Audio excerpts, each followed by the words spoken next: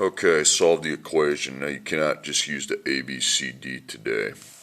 You need to underline that. You're not going to put a 1 because you see there's 3 terms in the thing as opposed to just 1 on each side. Okay, so if the rational expression involves a plus or minus, you're not going to be able to apply the A, B, C, D. That's not going to work for you. Okay, so here's what you're going to do.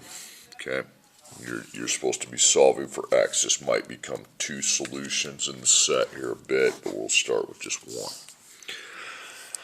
Okay, so you have to get a common denominator here. Okay, so you need to extend your lines, but just do it in this box. You're not going to have to make the outrageously long extensions. So just line plus line equals line. Just stay in that box. Okay, to the tops you need parentheses. No, it's a 7, 3, 3. There's no, just drop them. To the bottoms need parentheses. If they would, you'd have to see if they can factor, but they don't. It's just 2 and x. You bring them down. Okay, now you're going to come up with your common denominator. So but you're looking at all 3 lines. So you have a 2, x, maybe call that outer x, because it's not in parentheses and there's nothing there. Don't put a 1 on the bottom of that, okay? Don't put a 1, because that defeats, then you have to deal with a 1, which is pointless, okay? Okay, so 2, you have 1, and now you're looking at all 3 of them. So you have 1, 2 here, 0 factors of 2 there, and 0 factors here. So you need to make them all so they have 1, 2. So this already has the 1, 2, so you adjust the second and the third by a factor of 2. Okay, outer x, I have 0 here, 1 here, and 0 here. Okay, so this is where we have the 1. These are the ones you have to adjust. So times x times x times x times x. Now all the denominators match. Now the beauty of it in an equals problem when you're solving an equation, now that you have the bottoms the same, you can cross them out and ignore them. Okay, don't really need those. Now, so I'm going to come up here and I'm going to line up a parentheses for the first fraction plus a parentheses for the second equals a parentheses for the third. Okay, so the first fraction, you got 7 times x, well that's 7x. Second fraction, 3 times 2, that's going to be 6. Third fraction, 3 times 2 times x. Okay, there's no parentheses, so you're not doing any rainbows or anything. It's going to be 6x. Okay, so over here, you just drop the 6x. On this side, you don't have any like terms, really. These wouldn't go together. You'd have x and the constant, so it'd be 7 and 6. Okay, so you're applying, your x's are still both to the first power, so you get to apply linear properties. You don't have to factor. That makes it nice. Okay, so take out one of your x's. I would take out the 1 over here. So minus 7x, you're not dividing even though that's a space, what I drew, not a division line, minus 7x. So you have 6 minus 7 is negative 1x, and you got times negative 1, so you divide by negative 1, and negative 6 is the answer. Okay. Next problem.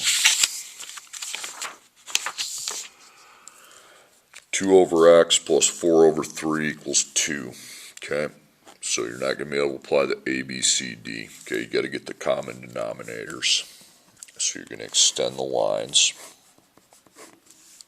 Okay, went a little bit into that box. Tops, no parentheses. You just put 2, 4, and 2. Bottoms, you don't have to make parentheses because it's just x and 3. Okay, so in your common denominator, you got outer x, you have 3, and then you have an empty denominator here. It's not going to be empty for long, though. Don't put a 1. That's wasted time. Outer x, I have 1 factor of outer x there, 0 here, and 0 here. Get them all so they have 1. So that already has 1. So then you go here, make the adjustment of the fraction. Remember, you got to bring it on top. Okay, 3, 0, 1, and 0. So we got the 1 in the middle, the outsides need to be adjusted. So times 3, times 3, times 3, and times 3. Now that the bottoms are all the same, okay, you can cancel them.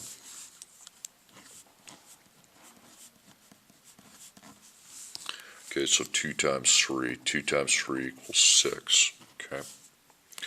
Then 4 times x, that's 4x. Then 2 times x times 3, that's one single product, okay. That's going to be x and then 6, so 6x. So that's 6, 4x, and 6x.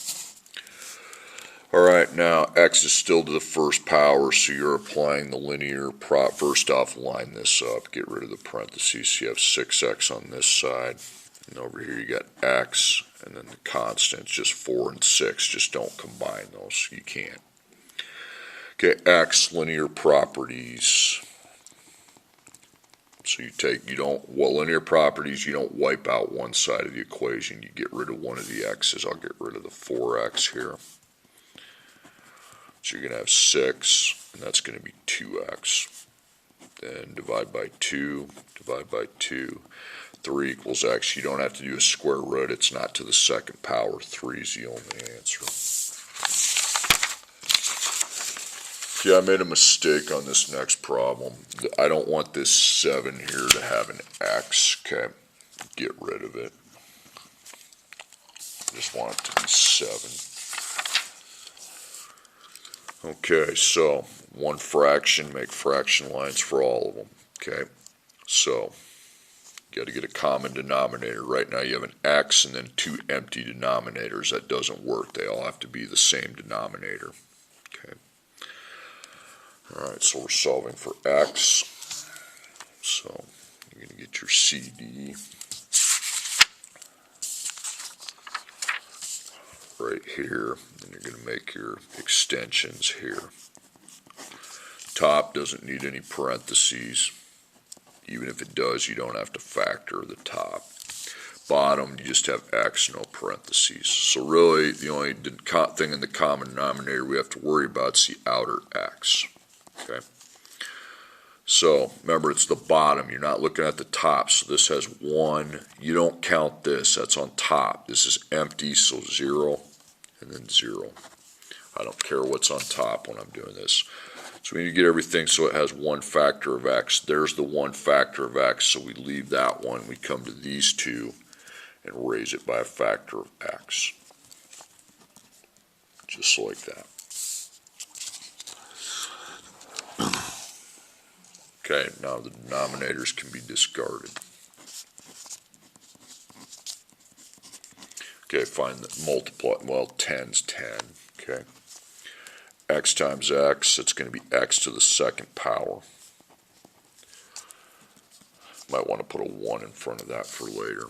And then 7 times x, well, that's easy, that's just 7x. Okay, so you got 7x on this side. Now, put your x second and your constant in that order. 1x second and then 10. Okay, that's why you draw the slots, so you put them in that order. Well, now we have x second, so there's another answer. Do we have x second only? No, we don't. There's an x to the first, so you have to apply your factoring properties to solve this. And that makes a crappy problem, but that's fine. So that's when you do wipe out one side. Minus 7x, there's nowhere to put it. Now remember to write this in the correct order. The x second comes first, followed by the minus 7x, followed by the 10. And now how many terms do you have? You have 3. Okay, so that would be GCF. And then the table. You don't have a lot of workspace here. So you don't have x, you don't have the negative 1, 7, and 10 is 1, so no. 1 times 10 is 10, it's positive, so the signs have to be a match. Okay. It's got to add to the b, negative 7, so that will match as negatives. Now you start dividing. 10 divided by 1 is 10, that's negative 11. 10 divided by 2 is 5, there's your negative 7 right there. Your a is 1x to the second. Okay. negative 2, negative 5, then xx, apply 1s in the front, means it can't be simplified. Okay, just drop them down. Take the 1s off the front of your x's, and then line those up over here. X minus 2, x minus 5 equals 0. F1, F2. So x minus 2 could equal 0, x minus 5 could equal 0. So you add 2, so 2 is the first answer. Remember, we know we need 2. Then 5 is your second answer. 2 and 5.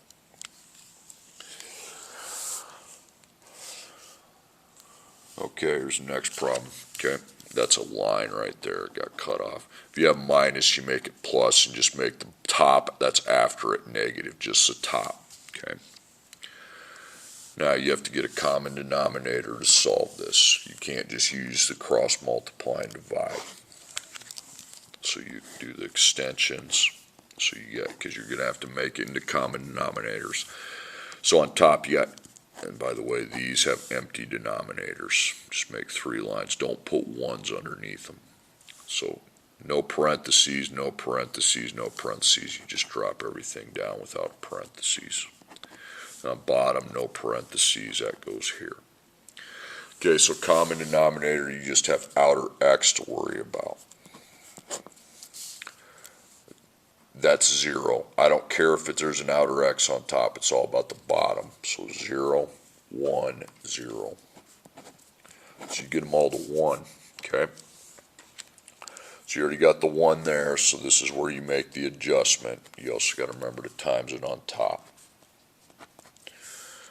Okay, now they all have the same denominator. They can be, the denominator can be discarded. Okay, in an equation, the bottoms can be canceled. It's just an addition or subtraction. Of course, you got to keep it, but not this way. Stick to the game plan, please. First fraction's x times x. Well, that's x second. I want to put a 1 in front of that. Next fraction, there's no multiplication. You just put negative 60. Third one, you got 11x times x. Well, x times x is x a second. There'd just be an 11 in front of it. Now over here we have x second and a constant. Okay. Me spacing them just means I'm not going to combine. Now you have x second, so you got 2 answers. But here's the deal: you don't have x to the first. It's x second only. Okay, it's not like this one where you had an x second and x that's to the first. So you're not going to use factoring properties. You're going to use the linear properties with a square root at the end. Okay. All right, linear properties, you find one of the x. If you have 2 of them, you get rid of one of them, just minus 1x second. Don't wipe out one side. That's factoring properties. So negative 60 equals 10x to the second. Then you take out your times 10 with a divide by 10. So negative 6 equals x to the second power. Now you take this out and apply a square root. Now, square root could be positive or negative if it's even, but if an even root has a negative under it, you need to bring out an I. Okay. Now you're going to make 2 square roots. Now 6, here's the perfect squares if I didn't write them on the board. So 6, it either divides by 4 or nothing. Yeah, it doesn't even divide by 4, so we're just going to leave it that. So I square root 6. If it's a 2, you don't have to put the 2 in, okay? So I square root of 6, and then I square root of 6 with the negative in front, okay? And you can't break it down when it doesn't divide by any of the perfect squares. If you have a negative under an even root, the I has to come out of it, okay? Then you make the 2 square roots. If you can't divide it, you just leave it, but that is the 2 answers. And that's how linear properties square root are applied. Now, before you start the assignment, I'm going to help you out on number 2 a little bit, okay? Number 2 is not a hard problem once you get to it. It'll be a linear property problem, okay? This will be factoring, okay? I can tell you right now. You have to wipe out one side. And it's going to end up GCFT. This will be a linear properties but common denominator can be a little bit tricky here. You don't need any parentheses on top, 2, 1, and 4. You also don't need any on the bottom because that's one term, one term, one term. Common denominator. Now, 3x, you need to separate the 3 and the x with a times dot, so you have 3 outer x, and then 6, and then 3, I already have 3, and then outer x, I already got that one, okay?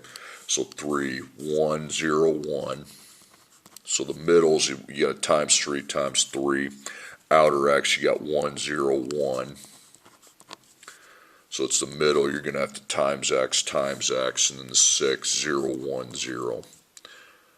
So you have the middle already, you times 6 times 6 times 6 times 6. It will end up a linear property problem, okay? You need to take it from there.